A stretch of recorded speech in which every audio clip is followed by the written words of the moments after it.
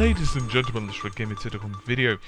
We're going to be discussing Unreal Engine 4 and the next generation consoles, as well as the PC. I've also done this as an article, because not only have I got the interview and links to this, I've also linked to some other research and work that I've done in the past, because we're going to be bringing that up in this video, and I'd really recommend that you check that out if you're interested in some of the things that we discuss. For example, what SVOGI is, lighting in general, some texture quality issues, and the PS4 version of the Unreal Engine 4 Elemental demo, and various other Unreal Engine 4 technologies versus the PC. It's quite interesting. It was actually one of the things that I did sometime earlier last year.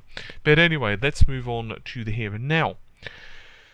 So, late this year, Christmas time, and 2015, according to Epic, is going to be the time where the PS4 and Xbox One are going to be shining, at least from their perspective, because that's when titles using UE4 are going to really start hitting the ground.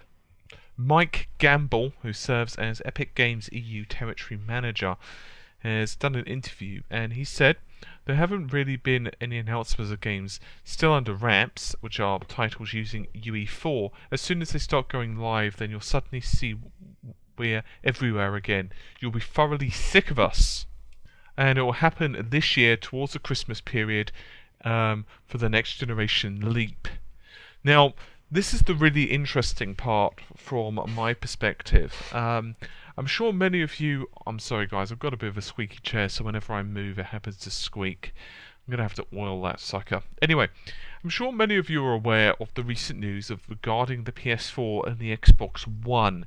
In terms of their performance, for example, we know that Tomb Raider roughly runs about half the frame rate on the Xbox One compared to the PS4, and obviously the resolution differences and so on. If you're not really familiar with that news, I've put a link in the article and you can check it out, but I'm sure most of the regular viewers are familiar with all of this by now anyway. But regardless, he actually says, Gamble I mean, that, and this is an exact quote, there's really no difference between the PS4 and Xbox One when they are running this Unreal Engine. Now, I'm unsure just how true this is, whether he's using this as some measure of PR between Epic and Microsoft, or whether it's just the way that the Unreal Engine works, maybe. Or it's possible that he just means in relative terms that with the games that being so demanding, that extra little bit of performance just doesn't really make much of a difference. Indeed, he actually says that the best gaming experience is going to be on the PC, at least with the Unreal Engine 4. I'll read you guys out the exact quote. You've only got to look at the console business over the last 15 years. The hardware's locked, and at the end of the cycle, the delta between the PC and console is massive. It's always going to be the case, because the PC is always going to be an upgradable piece of kit. That won't change, and PC gamers are always going to be smug because they can upgrade. I've already got the PC Gaming Master Race image in my head, don't worry. On a serious note though, this is been a bit of an issue, and this is why I was saying that I've got some links in the article concerning something that I was actually bringing up last year, and this actually rekindles that.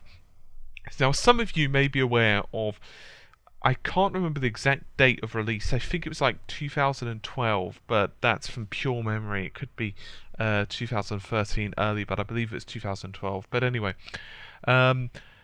Epic released what is known as the Samaritan demo. It was never for anything other than a tech demo, but it required like 2.5 T-flops of computer performance. I believe it was done on like a GTX 680, if memory serves. Regardless, the demo was using Unreal Engine 3, and it had numerous additions, including really, really good lighting effects. It had a ridiculous amount of texture resolution, and so on and so forth. And basically, the purpose of this demo was to show off what Epic wanted in the next generation consoles. And it's actually, you can Google this, right? So I have got links, but you can Google it yourselves. And basically, both consoles fell short of the number that Epic were hoping for. I mean, they were hoping for 2.5. That's what the Samaritan demo was built for. In other words, that was the hardware target.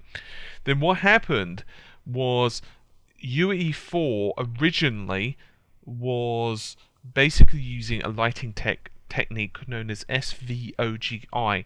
Now, I would explain all of this in this video to a great degree, but it's going to become quite technical, and I've already done all this work anyway, so that's why I said that I've got these links in, because I literally have done an entire comparison on this earlier last year where I go into a lot of detail.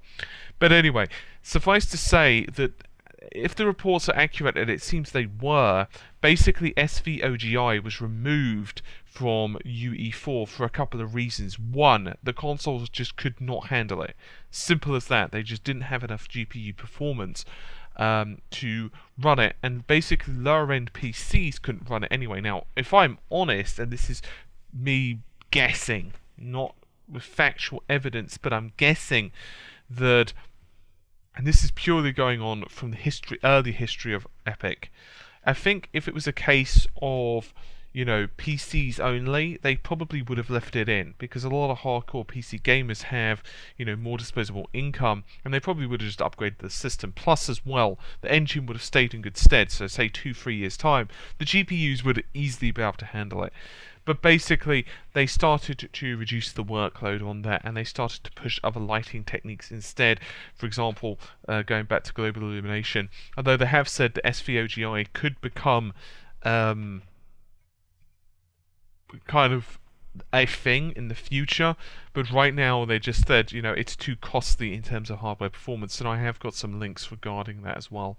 So you guys can check that out if you so wish. Anyway, I'm going to round this up, and he also said, quite simply, this was Gamble, by the way, that knowing the games that are in development, there are some, in his words, crackers. He must be British. That's just a pure guess, but I think he's British.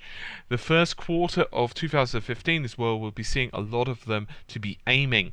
So anyway, yeah, that's end quote, by the way. So anyway, that's pretty interesting, to be honest. I'm unsure about some of the stuff he said regarding the not too much difference between the Xbox One and PS4. I'm curious. I'm not going to say one way or the other, because, well, let's just face it. Right now, there's an absolute ridiculous amount of optimization still left to be done on both systems, and also, it's all relative as well. In other words, how much of a difference is much, So I guess we're just going to have to see what happens. My personal opinion, I just look forward to when we get hold of the systems, because by then we're definitely going to be doing some graphical comparisons and analysis, because right now, to be honest with you, from my perspective, the difference between the PS4 and Xbox One is nice and all, but the games are still really early.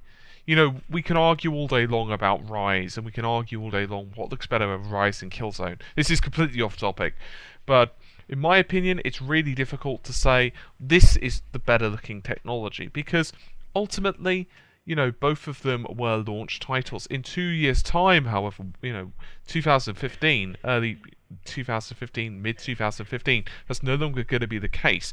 Studios and developers are certainly going to have game engines, good libraries to work with, a lot of experience, and we're certainly going to have a much better handle on what exactly the power what the difference is basically between the two systems, and we're going to see just how it all compares to a higher end PC as well.